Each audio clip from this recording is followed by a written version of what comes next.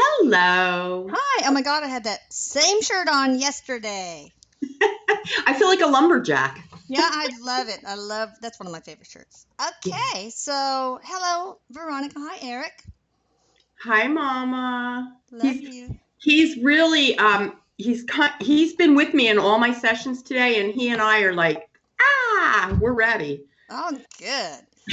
Okay, well, we got two interesting topics to talk about today. The first is one that seems to be very timely. All these people, women coming out of the woodwork with these allegations of sexual harassment, misconduct, Mm-hmm.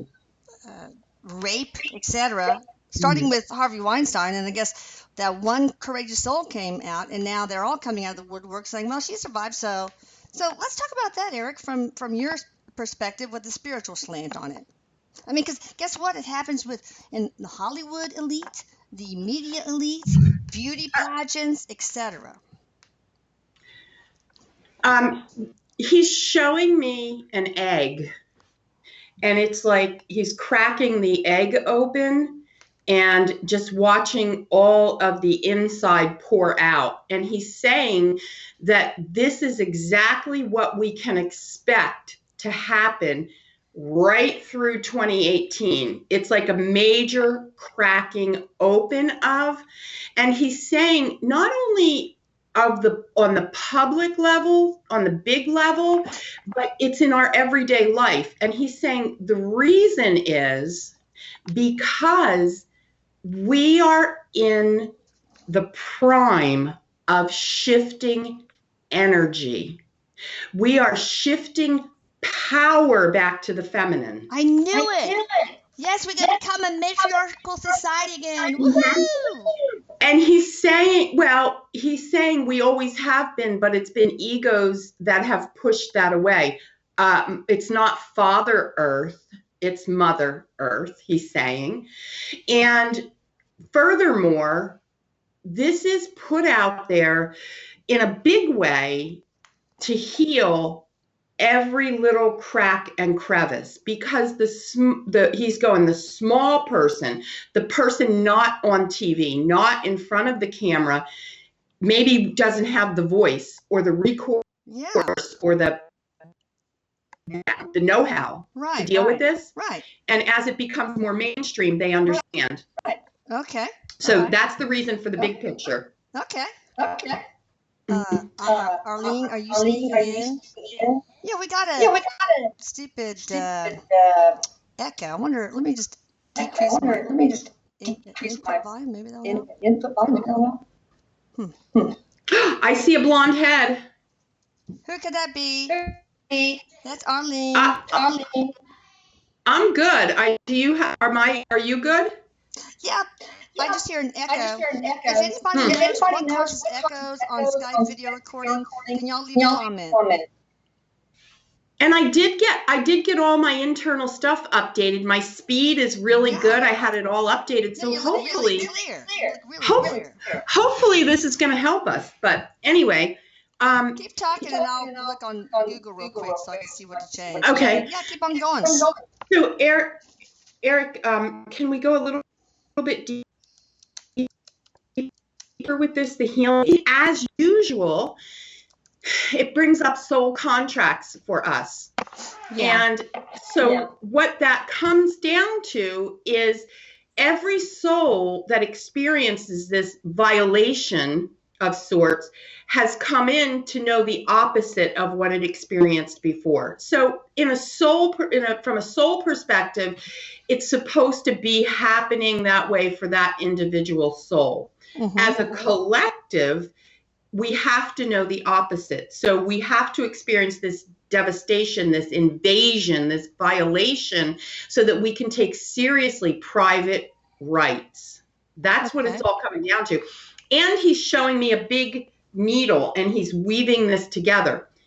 The violations, the physical violations, we have violations on a government level where people are getting raped and taken advantage of.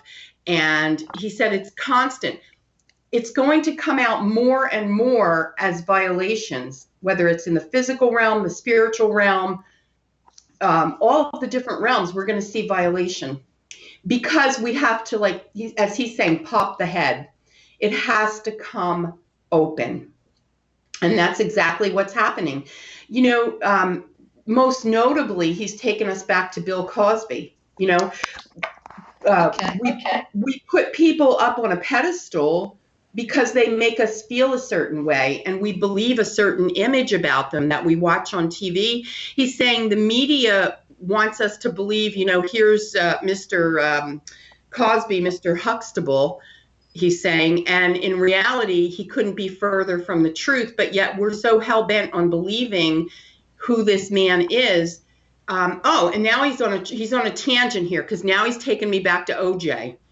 And he's saying, look at how we glorified OJ. Yeah. And how OJ was a predator. Yes. Was a predator.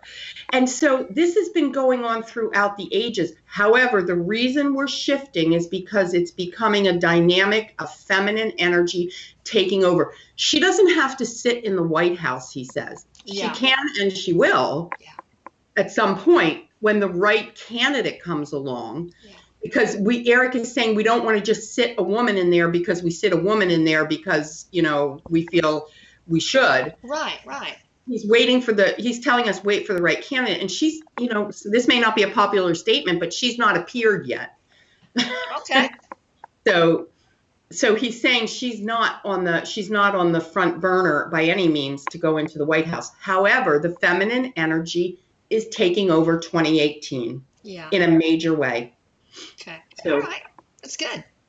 So they also seem to use sexual harassment sometimes to punish people.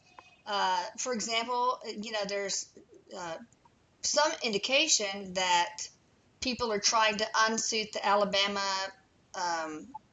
senator wannabe, something or other more, by alleging sexual allegations that didn't occur or that did occur, but they want to unseat him and gain a Senate seat. Is that true? Could that possibly be true? That the allegations true? Oh, we'll start out with that. Yeah. Erik is saying things are not as they appear. Okay. And there is a lot of malignancy in the field of politics. Oh, God, on both sides, too. And he is saying there's no discrimination. It's equal. And he's saying the malignancy has seeped in and it's mushroomed, he's saying. What started out as one little thing has blown into a massive, massive destroyer. Not a campaign destroyer. He's saying a life destroyer. Yeah. Look at poor Charlie Rose, Frank, and all these. Of course, they admitted wrongdoing, but their lives are Harry Weinstein. I don't know how many guys. But hey, they had it coming. It's more innocent or guilty? He's saying there's going to be a whole bunch more guilty that come out because he's saying this.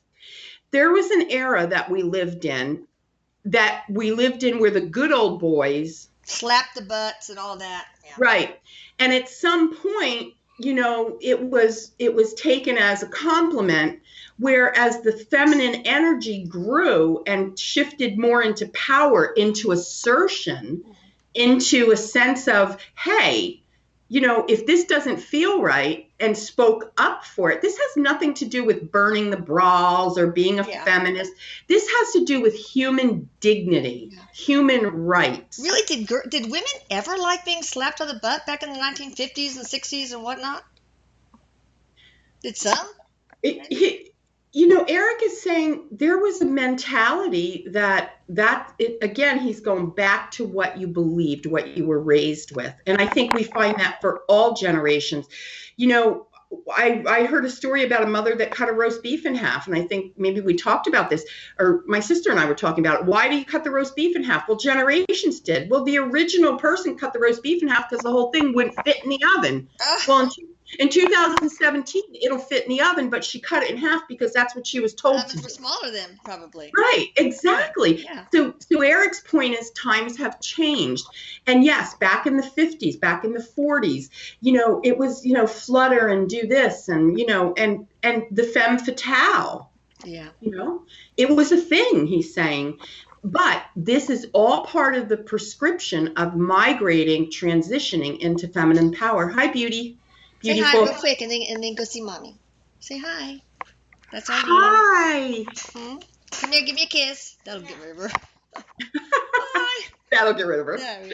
But he's saying it's all for the good. It's all for the shift.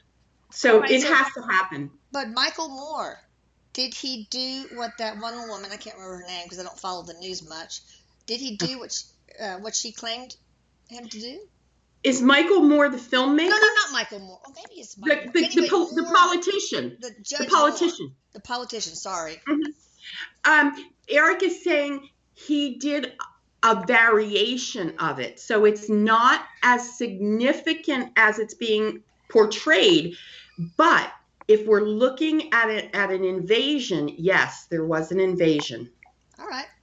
Okay. Now, what about Bill Clinton? Did he do everything that, like, Broderick, what was her name? Anita Broderick or Juanita Broderick claims that he raped her.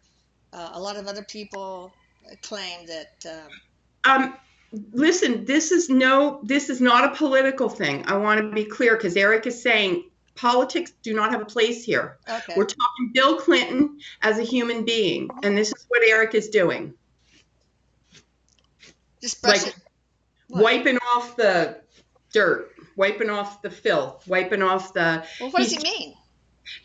Bill Clinton is dirty. Yeah. He's icky. He's a horn dog. Yeah, and he's saying that you know what? He did what he did because he could do it. And this is the whole thing. Erik is wanting us to understand it's all about power. Yeah. I mean, politicians are people who seek power. And people who seek power are going to tend to want to seek power in other ways, too, like over women. So, yeah.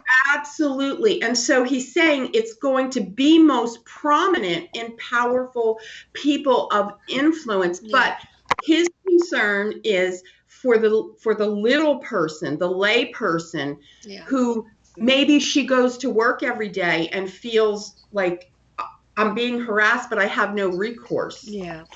You know, and it's a disgusting feeling. I've been on that end of it, and it's a very disgusting feeling, and you feel helpless. Yeah. And so Erik is saying these big things have to come out so we can start to address the little things, so the little person, the lay person, will feel like she has a voice. All right, now one thing that really bothered me was when Jane Fonda stepped forward and said she knew all the stuff that Harvey Weinstein was doing, and yet she did not bring it up to the authorities. And so what happens? A lot of people, since that awareness of hers, were hurt, maybe raped, etc. And I think people like that should be penalized. They are as guilty, really. They should be penalized. That should be a felony to sit there and look the other way when someone is being hurt. What do you think, Erik? And Erik is saying absolutely culpability. They are absolutely, positively, equally as guilty.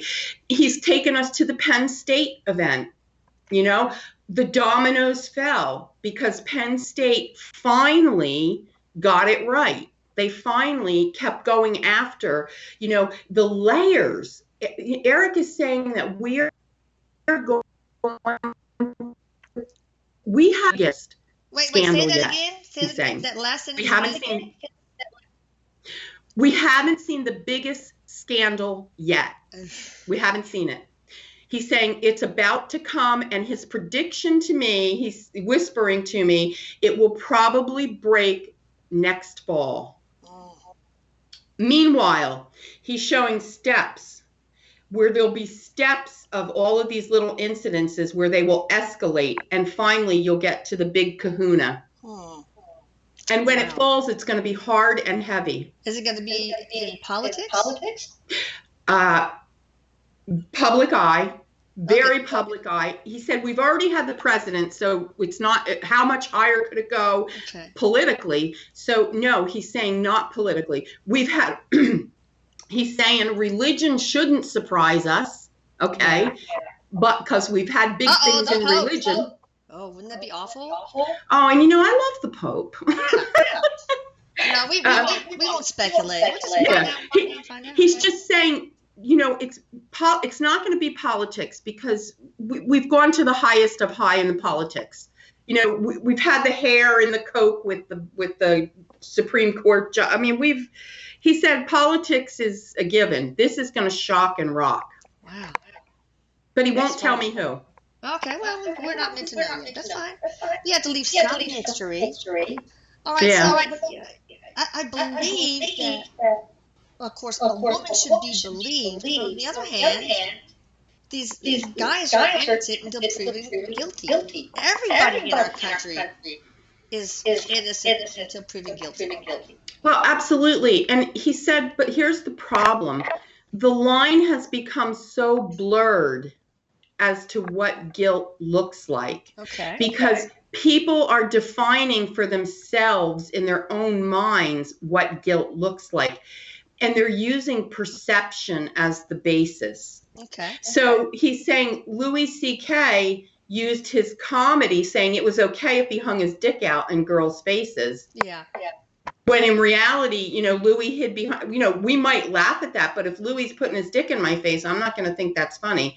And Erik is saying, but Louis got away with it to some extent because he is funny and he used his authority as being funny. Yeah. So I still love Louis C.K. Oh, listen, I'm going to tell you something. He might be a scumbag, whatever. I laugh my ass off. Write letters, I don't care, hate me, whatever. I think the man's hysterical. Had he put his dick in my face, I probably would have dealt with it differently. I probably would have slapped it away. Yeah. So, but we're older, we know. Yeah, we know better. Yeah. So, but Erik is saying this is just symbolic or symptomatic of something bigger happening for us here on Earth. Yeah. Okay. Getting the ducks in a row. Yeah. All right, so should these people, for example, a senator or what have you, who are found guilty of sexual harassment, should they be unseated? Should they lose their position? Likewise with people in jobs, should they absolutely be fired from what they're doing? Yes, Erik says absolutely. Back in the day, there would have been a public stoning. Wow. They would have just thrown stones at you. Now they just kind of slap you on the wrist and you get, his words, you get to continue to be president of the United States. Yeah. But he's saying the laws will get stricter. The laws will get stricter. And he's saying, don't make the mistake of sweeping this under the mental illness carpet. Oh, yeah, they all go to sex. They're all sex addicts. Yeah, they go for their sex rehab. No. It ain't mental illness. You're a pervert. You're a control freak. You're a power hound. Yeah. Don't sweep it under the mental illness carpet. I agree. I agree, too. Yeah. All right, so what else? What is the spiritual basis behind it? Are there spiritual contracts on the part of the women or on the part of the men? I mean, could it be that this is a woman who experiences this is a spiritual contract for her to learn self-empowerment? So he's saying on both sides. Tell me about it. Erik is saying that you can take any incident, but because we're talking about sexual harassment, we'll take this incident, and you can say the victim and the perpetrator. Okay, so the victim and the perpetrator have agreed on some level to come into this life because at some point in the past, he's going like this, they have had a relationship, victim perpetrator, but it got switched. So now to create balance in the soul, the victim needs to become the perpetrator and the perpetrator needs to become a victim. And these two will play out the contract together. For example, Bill Clinton probably was a victim maybe not of Juanita Broderick, but could have been. Right. And Right. Broderick, Broderick, whatever her name is, was a predator. So is that what you're talking about? Well, Erik is saying he could have been a victim of anything. Just Okay. victim mentality. Because as you're a victim, you learn one set of skills, one set of soul lessons. When you flip over and become the perpetrator of anything, you learn a different skill set. So it's not necessarily that I was a victim sexually. I could have been a victim of, perhaps I was a witch in the Salem witch trials and I erroneously got hung and, that kind of thing. Okay, so what should the threshold be? I mean, what's permissible? Should a man be able to flirt? Or can they not ask for somebody's number? My God, if everybody who did this level of sexual harassment, all Italian men who catcall, they would be jobless. So, well, he's saying, here's the thing. We've become a society out of control. We're very litigious. If you look at me the wrong way, I'm going to sue you. Here's the thing. If it feels disgusting and dirty and you feel like you have to go home and take a shower afterwards, you can bet you were sexually harassed. If somebody opens the door for you and calls you honey or sweetheart, is that going to make you want to go? He's saying it's all perception. Yeah. So where do you draw the line? Because listen, quite frankly, I'm 55 years old. You can open the door for me. You could buy me dinner. You could do whatever you want to do. I'm good with that. Keep your hands off me. Yeah. Exactly. So he's saying it's all perception of the individual, but he's also saying that as a society, we need to get it right. We need to get the safety and the security and the stigma out. We need to just get it all out there, lay it all out, and get a formal understanding of what is appropriate. He's saying, get an operating manual. How to be a decent human being. Yes. That's a good one, Erik. But I mean, some women have different standards. So what's a guy to do? What if she's like, how dare you open the door? You're sexually harassing me. Mm-hmm. I mean, so what's a guy to do? Poor guy. Yes. Erik is saying, you know what? You just use morality as your compass.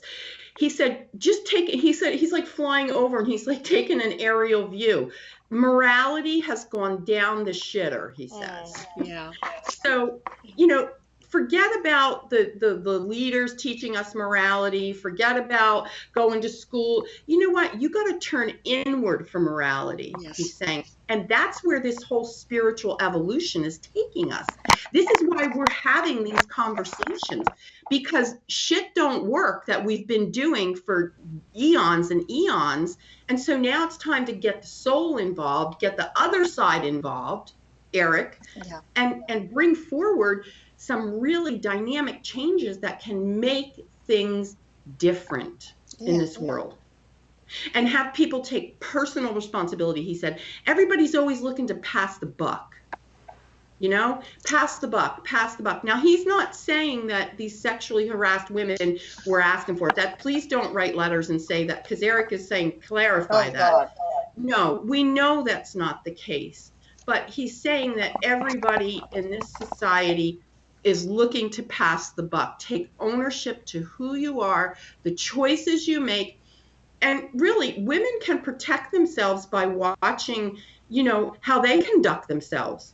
It's an equal thing. So if I'm a woman and I sit here and I say, I'm going to go and I'm going to have my boobs out and I'm going to sit at the bar and I should be able to do that, is what people will say. But the reality is, do I feel good about me doing that?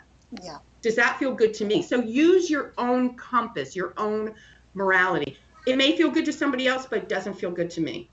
So that's kind of the example of using your own judgment when it comes to morality. Okay, let's talk about it from the man's perspective. Mm-hmm. Okay, so Erik is saying he's the resident man. Yeah, you are. So from the man's perspective, he said it's like a whole twisted ball of yarn or something. He said because there's double standards. You know, if a woman does it, it's different. He's saying, why do double standards exist? Why can a woman, pay a compliment to a man?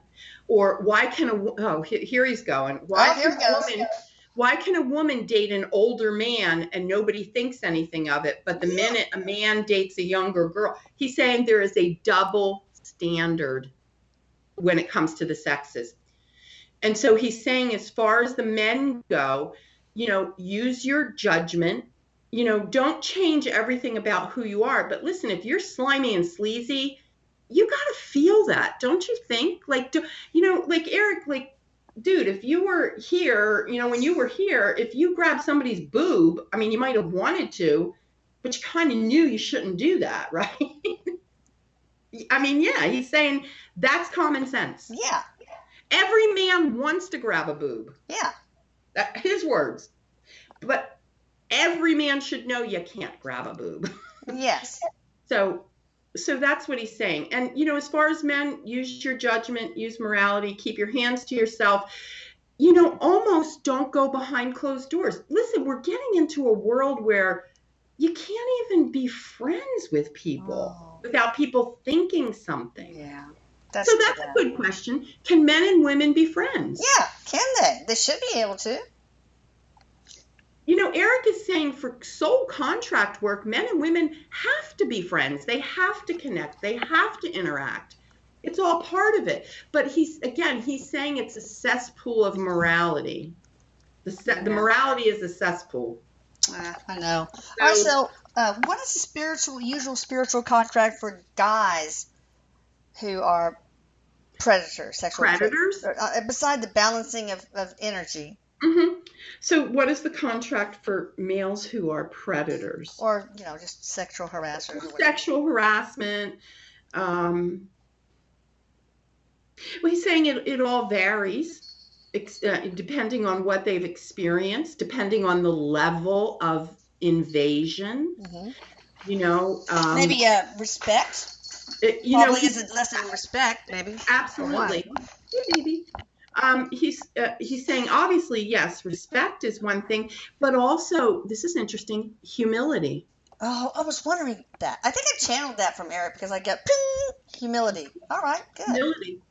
And that's a big one. That's a big one, especially the power trips, Yeah, that ego is just too big. Mm-hmm, mm-hmm. Look at me and all my million. Yeah. Yeah. It's humility. It's respect. It's boundaries. Mm-hmm. Okay, real quick. Of course, there are some incidents where females sexually harass males. Mm-hmm. Can you say anything about that?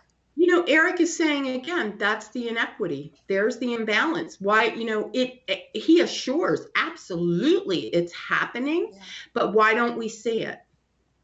And he's saying that women know the line.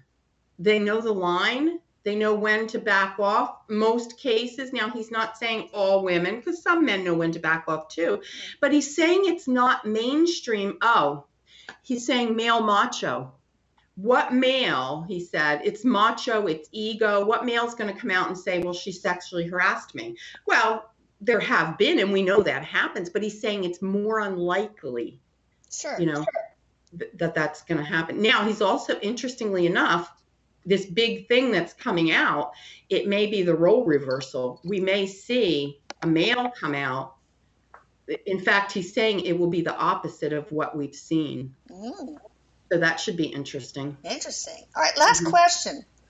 What advice do you have for men or women who encounter sexual harassment? How should they handle this with the person and with authorities or whatever? The first thing is, if you're going to confront, be very careful and do not do it in private, because Erik is saying, unfortunately, again, going back to the litigiousness and all of that, we have a witness. He's saying we live in a world where you can send a documented piece of paper, send a text message, send an email, anything. Get it out there. Get your voice out there. Otherwise, the person will say, oh, it's consensual. Yeah. Yes. get your voice out there. Erik is saying whatever you do, don't tiptoe around looking for something to happen, but just be mindful if it does, the longer you hold on to it, the more it festers. So speak up right away. Now, I'm going to challenge that, and I'm going to say, I know when it happened to me in the workplace, I didn't feel safe. I felt I was going to lose my job. Yeah. So what, in that case, what is the prescription there? Like, what do we do about that? He's saying that it's the individual's need to be courageous and to step up, because we have to believe, he's saying, the universe will balance out. So even if I had lost my job, it would have been worth it. Totally. And then he's saying, how do you know what would have come off of that? So at all costs, do not stay silent. And he said that's true for all victims. Yeah, because then the victimizer is going to victimize more victims. Right. He's saying, so for every one person that stays quiet, there's 4 more people that are being victimized. Yeah. That's huge. Anything else you want to add, Erik? He says he's good with this. He gets on a roll, and he's saying he could just digress, and this could spiral down into so many areas of life. But he's saying, who's ever listening to this, if you're suffering and if you're being victimized and you feel oppressed, that's a big word for him. You feel oppressed. Turn to a help number. Turn to a helpline. Don't keep it to yourself. And whatever you do, if you're going to confront, he says, make sure you're safe when you confront. Okay, what do you say to the person who's sexually harassed? What's a good mantra, something to say? He's saying always make it about you. Back the fuck up.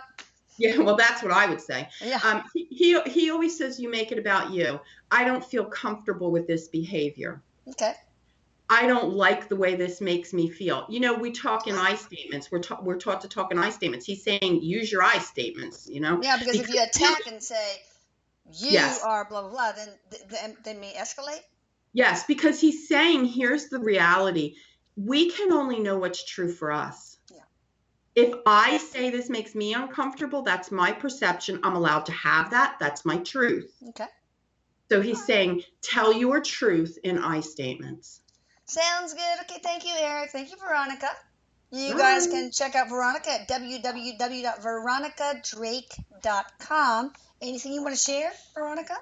Nope. I'm happy to be here, and we're ready to go. We're on to the next. All right. I'm going to try to eliminate the echo, which is a little bit better now, but I'm going to see what happens when I just do not use headphones. So, back at you.